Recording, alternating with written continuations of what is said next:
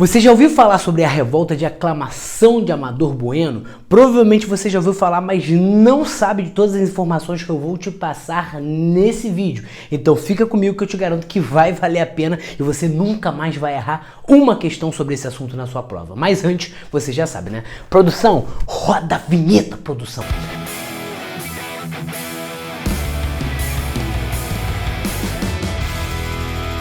Fala, minha galera, SOS História, Professor Pedro Rissiopo com mais um vídeo aqui no canal do YouTube para vocês. Se você ainda não está inscrito aqui no nosso canal, ó, se inscreve no nosso canal, ativa o sininho também que não vai te custar nada, né, para você saber quando os vídeos novos vão estar chegando aí para você, coisa linda, coisa maravilhosa. Curte esse vídeo também que é de graça, você ajuda a gente a crescer cada vez mais. Se você ainda não segue a gente nas nossas redes sociais, ó, follow us. Em inglês pra você, in English.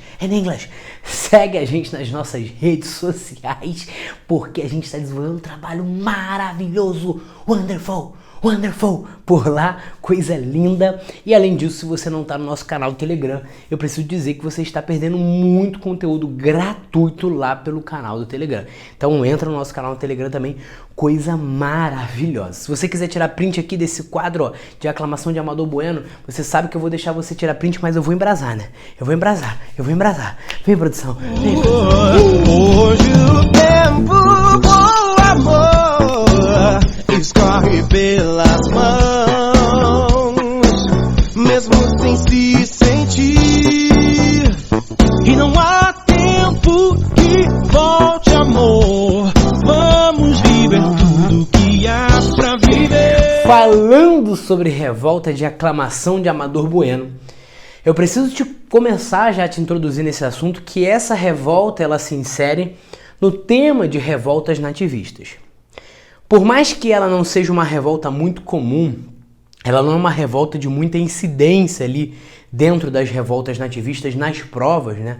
Você não vai ver essa revolta aparecendo como opção nas provas, ela aparece até muitas vezes como opção errada, mas não como opção certa. A revolta de aclamação de Amador Bueno, ela é considerada como a primeira revolta de caráter nativista na história do Brasil. Por quê? Porque a revolta de caráter nativista, eu preciso te lembrar, nós já falamos sobre isso em outros vídeos, mas é o quê? São movimentos de nativos que estão insatisfeitos com decisões tomadas pela coroa portuguesa e que começam a pensar de maneira diferente da coroa portuguesa. E quando esses pensamentos eles se separam, eles vão para caminhos opostos, tá ligado? Lembra do Velozes e Furiosos? It's been a long day about to my friend. A coroa portuguesa indo para um lado e a colônia pro outro. And I start by my fly, you can't see you again. Moleque. Então, quando eles começam a ir para caminhos opostos, isso começa a gerar alguns atritos. E é a primeira vez que a gente pode dizer que eu tenho nativos na região da colônia que estão insatisfeitos e vão para caminhos opostos. Em 1641, na Vila de São Paulo, vai ocorrer a revolta de aclamação de Amador Bueno. Mas o que estava acontecendo aí nesse contexto? Você percebe que eu estou te falando de 1641. E aqui tinha acabado de acabar a chamada União Ibérica. Então, de 1580 a 1640, a gente viveu a União Ibérica, em que nós temos a união de Portugal e Espanha sob o comando da Espanha. Então, durante 60 anos, a Espanha dominou Portugal e dominou os territórios coloniais que pertenciam a Portugal. Lembrando que os holandeses invadiram grande parte desse território, se estabelecendo no Brasil holandês até 1654. Mas beleza, o que vai acontecer? Os bandeirantes, né, que já estabeleciam uma função de buscar por indígena e buscar por metais preciosos, eles eram iniciativas particulares financiados ali por proprietários de terra, por proprietários agrícolas e tudo mais, que iam para o interior buscar por mão de obra indígena e buscar também por ouro, né? Procurar por ouro. É o chamado bandeirante prospector. E o que aprisionava indígena, o apresador. Muitas das vezes o apresador era prospector e o prospector era apresador. Não tinha essa grande diferenciação não entre os dois. Mas esses bandeirantes, eles buscam, eles escravizam os indígenas, muitos inclusive dos bandeirantes são também indígenas, E esses bandeirantes eles vão acabar sendo responsáveis pela grande formação do território brasileiro, pela ampliação das dominações coloniais, principalmente por parte de Portugal. Isso acaba se tornando uma consequência do bandeirantismo, que tinha como seu objetivo principal a busca pela mão de obra indígena e por ouro. E aí, nesse meio tempo, quando a União Ibérica está rolando, eu tenho uma grande presença de espanhóis aqui na colônia. Além disso, eu tenho um grande relacionamento do Brasil com as colônias espanholas, como, por exemplo, a colônia de Assunção, como, por exemplo, a colônia de Buenos Aires. São colônias que a Vila de São Paulo passa a se relacionar comercialmente durante esse período da União Ibérica. Só que em 1640 a gente tem um processo de restauração. Dom João IV restaura o trono português, dando início à dinastia de Bragança.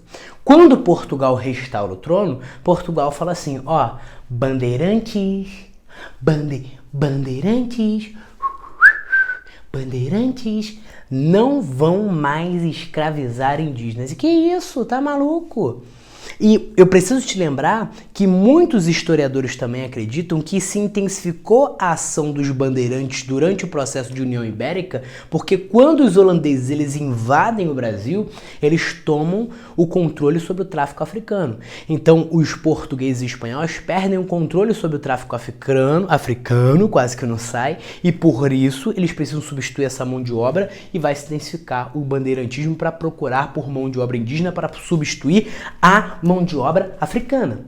Só que quando ocorre o processo de restauração, os bandeirantes espanhóis são proibidos de escravizar indígena. Para quê? Para se intensificar o tráfico africano, que logo vai ser retomado. Então qual é a parada?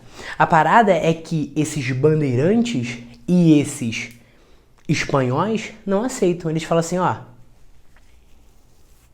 vai dar ruim pra gente, hein? Vamos ficar prejudicados. Prejudicadíssimos. Vamos ficar prejudicados por conta de interesses de uma coroa que não tá nem aí pra gente. E aí eles começam a bolar um plano de... Tu viu? Quase saiu plano, né? Um plano de não acatar a ordem e o direcionamento da coroa. O que eles fazem? Eles vão expulsar, como sempre. Quem é expulso sempre? Os jesuítas. Falou expulsão é Jesus. Jesuíta ama ser expulso de um lugar, já reparou, né? Expulsam os jesuítas. Revolta de Beckman, jesuítas. Pombal, jesuítas. Amador, jesuítas, eles gostam de uma expulsão. Eles gostam de ser expulsos. Eles gostam de Orquizumbinha. Então os jesuítas, eles são expulsos da região. Esses bandeirantes espanhóis se mostram contra as medidas de Portugal. Eles falam assim, vamos nomear alguém, um cara que possa nos governar, que possa ser o nosso líder. Mas quem? Vamos nomear alguém influente, um proprietário de terras, um dono de escravos, um dono de escravos indígenas. E escolhe um cara chamado de Amador Bueno da Ribeira, que vai ser nomeado como chefe da rebelião e como governante da região. Só que o Amador Bueno, ele é nomeado sem ser consultado. Já viu isso? Vamos nomear ele, mas perguntou se ele quer. Não, mas ele vai querer. Mas como é que tu sabe? Não, ele vai querer, pô. Ele vai na nossa. Quando ele sabe que é nomeado, o Amador Bueno fala assim, eu vou me voltar contra Portugal? Tá maluco, filho. Pra fechar com você? Ih, tá maluco. Furadaça. Não vou mesmo. Amador Bueno... Fala o quê? Amador Bueno não aceita a ideia. Fala assim, não, tá maluco? Não vou fechar com vocês mesmo, eu não vou me prejudicar por causa de vocês não. Inclusive, quando Dom Pedro I ele vai até a Vila de São Paulo, vai até São Paulo, ele fala assim, é um grande prazer estar em terras de Amador Bueno. É porque foi o cara que se voltou contra os colonos e se aliou a Portugal. Se manteve fiel à coroa e falou assim, não vou trair a coroa não, mas porque ele gostava da coroa não, porque ele não é burro, porque ele sabe que se ele se voltar contra a coroa, os prejuízos dele, as chances dele perder são muito grandes. E aí o que ele faz? Ele foge no meio da noite, busca ajuda no mosteiro de São Bento, né? E vai se recusar a se juntar aos revoltosos, que vão, a partir disso, desistir e pedir anistia. Ué, professor, mas eu não entendi. É uma revolta que queria separação? Não. O que eles queriam? Eles queriam que seus interesses fossem atendidos. Quais eram os seus interesses? Continuar escravizando indígenas. Se para isso eles precisavam formar um governo só para escravizar indígena, beleza. Mas não tem um caráter separatista. Eles estão se contrapondo a uma decisão da coroa portuguesa. Para isso eles formam um governo para manter os seus interesses. Mas não é um movimento que busca separar de Portugal. E outra, você fala, ué, professor, mas revolta, mas não tem revolta? Sim, a revolta ela não se oficializa, mas a gente considera que é o primeiro momento ali que os colonos eles se posicionam de maneira contrária a uma decisão da coroa oficial. Beleza, minha galera? Essa é uma revolta que não é muito comum, por exemplo, em provas militares, ela não tem muita incidência, mas é sempre bom você estar atualizado, você saber, né, também para suas provas de vestibular, caso você vai fazer. Então, ó, se inscreve aí no canal, ativa o sininho também para você nunca mais perder nenhum vídeo da gente. Curte esse vídeo também, se inscreve nas nossas redes sociais. Ó, eu já vou embrasando. Vem, produção, vem, produção. Hoje o tempo amor escorre pelas mãos, mesmo sem se sentir, e não há